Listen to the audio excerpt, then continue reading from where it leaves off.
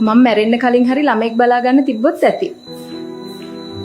අදවත් කන්න පුළුවන් දේවල් ටිකක් උයන්න. මේ ටිකේම හරියට කෑමක් නැහැ බඩට. දවසෙම ඉතින් ෆෝන් එකේ තමයි රාජකාරිය. අපේ කාර්යයේ දුක් විඳිනවා. මේවා කන්නේ කොහොමද අප්පා? කිසිම රහක් නැහනේ.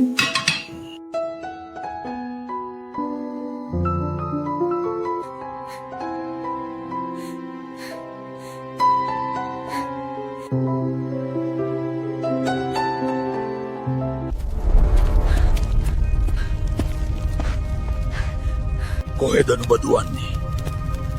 නුඹ ගෙදර ඉඳගෙනම පව් කරගත්තා නේද? මිනිස්සුන්ගේ හිත් රිදවලා. අපෝ මම එහෙම කරේ නෑ. මම නිතරම බණ අහනවා ගෙදර ඉඳන්. නිතරම පන්සල් යනවා. නුඹ ඒ දේවල් පිළිපදින්නේ නෑ. නුඹ ඒ අනුව ජීවත් වෙන්නේ නෑ. නුඹලා වගේ මිනිස්සු ඒකයි මෙතනට එන්නේ. නුඹ දැන් නිදා ගන්න ආවෙත් කේන්තියෙන්.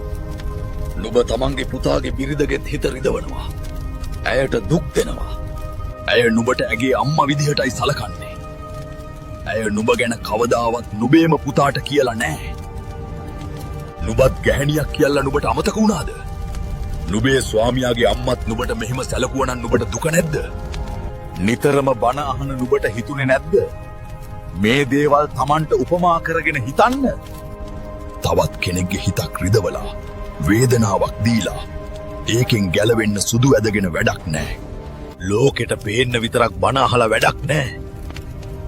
තමන් ඒ විදිහට ජීවත් වුණේ නැත්නම් අනේ මට එක අවස්ථාවක් දෙන්න. මම මේ වැරදි ටික හදා ගන්නම්. අනේ මට යන්න දෙන්න. නුඹලා කරන කියන දේවල් නුඹලගෙම පසුපස එනවා. ඒවා විදවන්න වෙන්නේ නුඹලටම තමයි. මොකද අම්මේ හීනයක් දැක්කද? මම තේක ගෙනාවා.